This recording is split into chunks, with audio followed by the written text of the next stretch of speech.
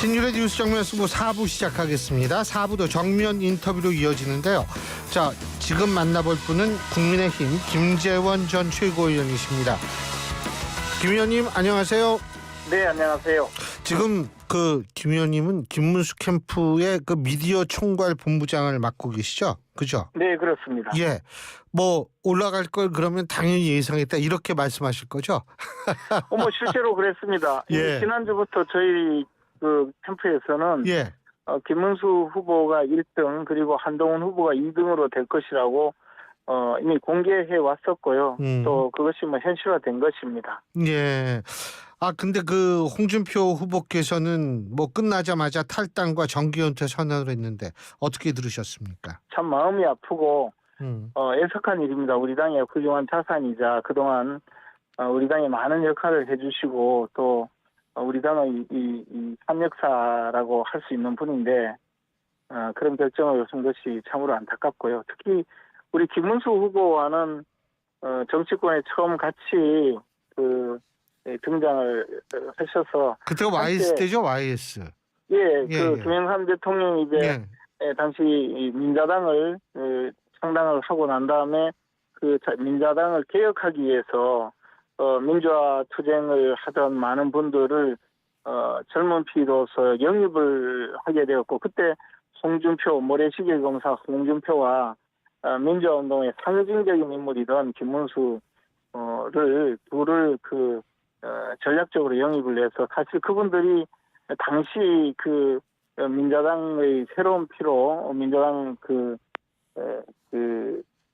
개혁에 큰 역할을 했었습니다. 그리고 저는 개인적으로 17대 국회 2004년도에 처음 정치권에 발을 들여놓게 되었었는데 당시는 잘 아시다시피 신한국당 이후 한나라당으로 이름이 바뀐 그 정당에서 이회창 씨가 대선에 출마하면서 이른바 차떼기 사건이 있었거든요. 차떼기 사건이 있는 데다가 노무현 전 대통령을 탄핵 소추하는 바람에 거의 당이 망하는 상황이 있었고 그때 17대 국회의원 총선을 하게 되었고 그때 공천심사위원장이 김문수 의원이었고 홍준표 의원도 공천심사위원이었습니다. 이 두 분이 이른바 17대 국회 개혁 공천을 하는 바람에 개혁 공천을 통해서 우리가 거의 망하던 정당이 다시 121석을 얻어서 기사회생하는 효과가 있었고요. 그렇게 우리 당의 역사를 만들어 오신 홍준표 전 시장께서 탈당까지 하시는 모습을 보면서 저도 만감이 교차합니다.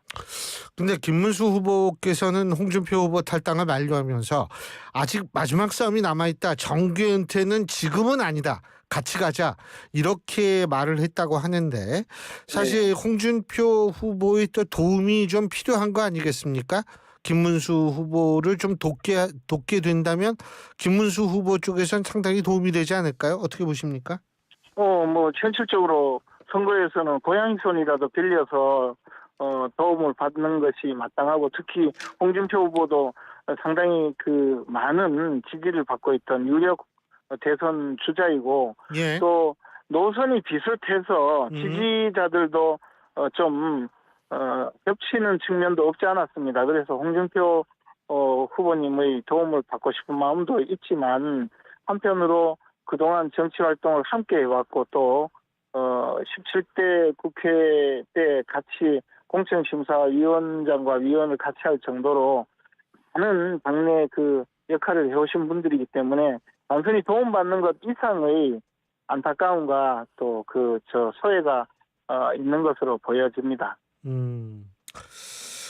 자, 그리고 지금 한덕수 권한대행의 출마 여부라고 표현하기에는 좀 지나치게 가시화가 되고 있는 것 같아요. 예? 출마한다고 보시죠? 이제는 출마를 사실상 결정한 것 아닌가라고 보여집니다. 그리고 그런 상황에서 저희들도 이 여러 가지 변화에 대응을 해야 된다고 생각하고 있습니다. 변화에 어떻게 대응합니까? 우리는 이제 지금 한동훈 후보와 당내 경선을 앞두고 있고요. 이 한동훈 후보에 대해서는 저희들이 압도적으로 이겨서 국민의힘의 대통령 후보가 되고 난 다음에 그리고 나면 이제 보수 진영의 한일 대우를 형성하기 위해서 한덕수 국무총리가 출마를 선언하면 또 협상과 여러 가지 그 협의를 통해서 보수 단일 후보를 만들어가는 작업을 계속해야 된다고 판단하고 있습니다. 그러한 과정은 저희 김문수 후보가 주도할 생각으로 있습니다. 근데요. 그 언제쯤 출마선 뭐 5월 1일, 5월 2일 설 뭐 지금 이렇게 보도되고 있잖아요. 시기도 중요할 것 같은데 어떻게 보십니까? 저도 국무총리실에서 4년 가까이 근무한 전직 국무총리실 직원이거든요. 아, 옛날에 예. 네. 그게 벌써 저 결혼 전에 젊은 20대 때 일이지만 예. 그래서 이제 이 공무원들의 그 생리를 잘 알죠. 저도 공무원 생활을 13년 넘게 했거든요. 그렇죠. 근데 평생 공직에 있던 분이 이 정치 현장에 뛰어들기는 사실 큰 결심을 하셔야 될 겁니다. 그래서 그런 결심을 하는 것이 쉽지는 않을 텐데 저는 그 한덕수 총리께서 이 결정은 한 것으로 보여지고요. 다만 이게 그 제가 알기로 오늘 거권 행사한 그 법률이 효력을 발휘하려면 내일까지는 사퇴가 안 되는 것으로 알고 있습니다. 그런 법률적인 문제도 있고요. 또 당장에 그 정치권이 뛰어들어서 대통령 선거를 준비하려면 그냥 보통의 선거가 아니거든요. 굉장히 많은 준비 과정이 필요할 텐데 그 점에 대해서 좀 그 여러 가지 갖춰야 될 그 상황 그런 것이 마련되는 과정이 좀 필요하고 그것이 아마 하루 이틀 늦춰질 수도 있겠지만 결국에는 5월 3일까지는 사퇴하지 않을까 생각합니다. 근데 이게 5월 1일에는 이재명 후보에 대한 공직선거법 위반 대법원 상고심 3시예요. 이 선고가 있지 않습니까? 그죠? 네. 그러니까 이게 자칫하면은 이슈가 이슈로 덮는다고 이 출마에 관심을 못 끌 수도 있지 않습니까? 근데 뭐 출마 자체가 문제가 아니라 출마하고 난 다음에 어떤 홍보를 보이며 국민들로부터 어떤 정도의 기대와 신뢰를 받느냐의 문제거든요. 단순히 출마 선언을 하는 것이 그 자체로 끝나는 것이 아니거든요. 그래서 저는 출마를 하시려면 빨리 결정을 하고 결심을 보이는 것이 필요하다고 봅니다. 자, 그리고 김재원 최고위원께서는 법조인 출신이시니까 5월 1일 오후 3시 이재명 후보에 대한 그 대법원 최종 판결이 지금 내려지는데 이게 굉장히 빨라요. 왜 이거 어떻게 어떤 의견 갖고 계십니까? 아니 일단 이재명 후보의 선거법 위반 사건 2건은요 너무나 명백해서 그냥 유죄 판결을 하면 됐는데 그것을 항소심에서 이상하게 달리 판결을 한 것이니까 대법원에서 신속하게 바로잡겠다는 의지가 있는 것 아닌가 생각을 하고요. 그렇게 된다면 원심 판결, 항소심 판결을 파기해야 될 텐데 파기하고 스스로 직접 그 판결을 선고하려면 유죄 판결을 하고 양형을 정해야 되는데 그게 좀 관행상 그렇게 직접 파기 재판을 한 사례가 거의 없어서 다시 서울고법으로 환송할 가능성이 있다고 봅니다. 그러면 재판이 단순히 5월 1일 날로 끝나는 것이 아니고 상당 기간 다시 진행이 될 수도 있습니다. 그런데 그때의 대법원이 헌법 84조에 대한 어떤 정리를 할 수 있다라고 보십니까? 그 부분은 대법원이 좀 적극적으로 그 규정을 할 필요가 있다고 보여지는데요.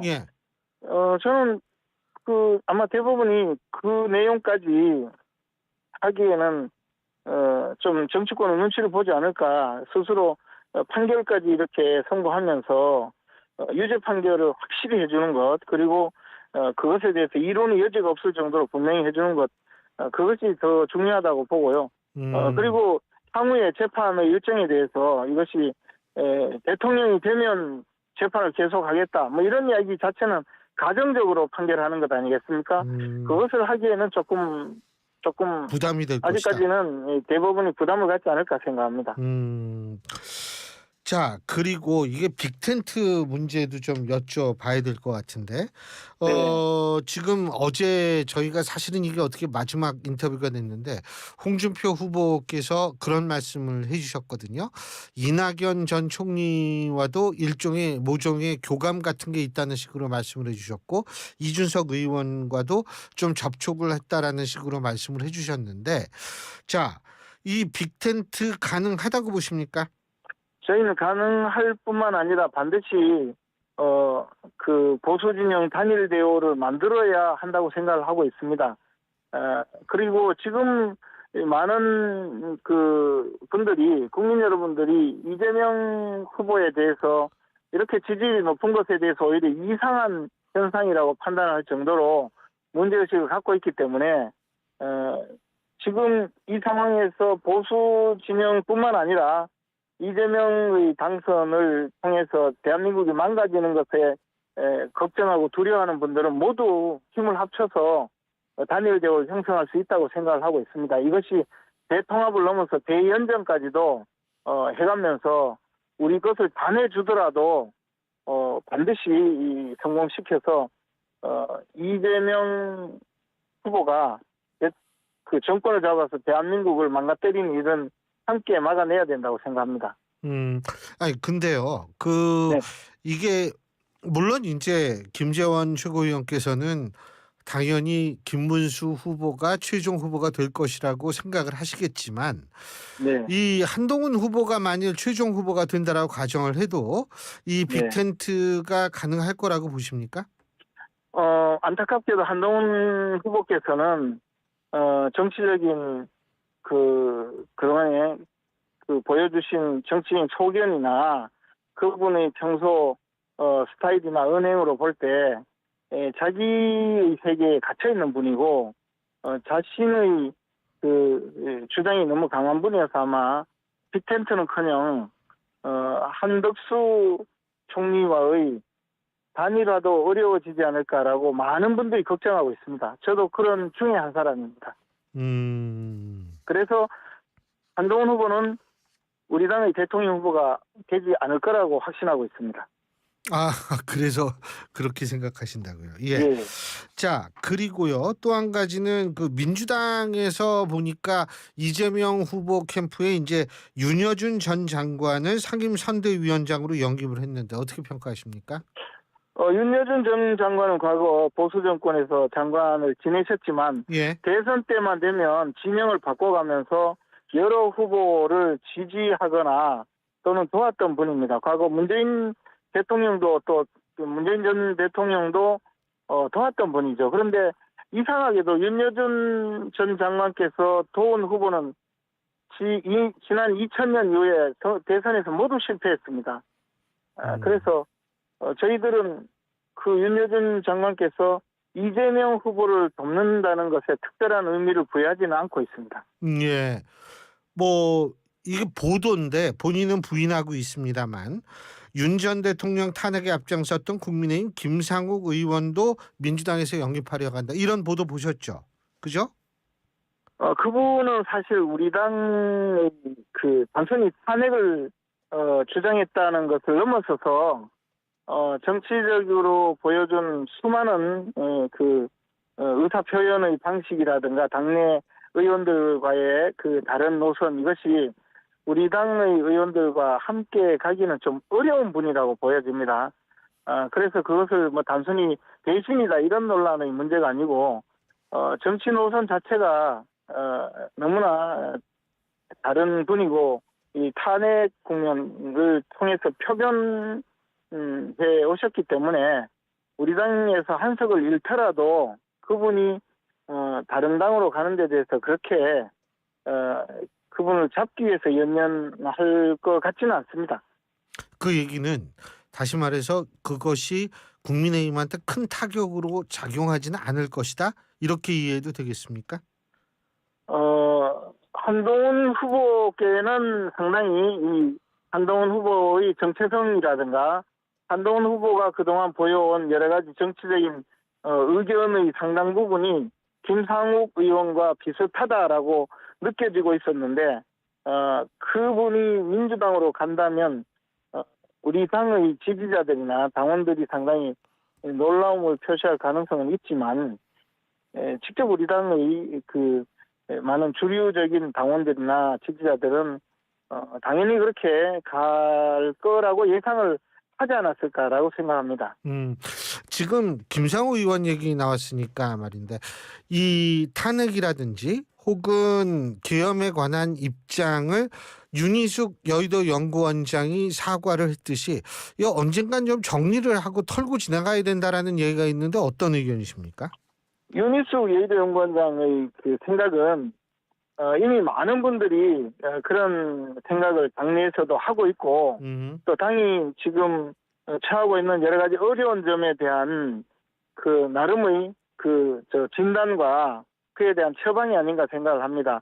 물론 저는 많은 부분에서 좀 생각이 다르긴 하지만 당내에서는 어차피 다양한 의견이 있을 수 있고 또 여의도 연구원장으로서 나름의 나름 방식으로 자신의 정치적인 주장을 한 것이고 그게 당의 공식 입장은 또 아니라고 하는 명백한 해석과 그런 그 반응이 있기 때문에 뭐 저는 윤희숙 여의도 연구원장이 그런 의견을 제시한 것은 당내의 그 일부 의견을 대변한 것이라고 생각합니다. 그러나 김문수 후보 또는 저의 입장에서는 조금 다른 그 내용도 좀 있습니다. 동의하지 않는 부분도 있지만 그러나 우리 당이 생존하고 앞으로 또 우리 당이 앞으로 대선에도 승리하고 국민의 이 사랑을 다시 회복하려면 여러 가지 다양한 의견에 대해서 그런 의견을 존중하고 또 그런 의견을 또 한번 되돌아봐야 되는 그런 계기가 된다고 생각합니다. 끝으로 한 가지만 더. 지금 사실 한덕수 이 권한대행이 출마한다든지 예를 들면 그 이재명 후보에 대한 재판 결과가 최종심이 나온다든지 이런 것 때문에 사실 국민의힘 이게 경선이 좀 관심을 덜 받지 않느냐.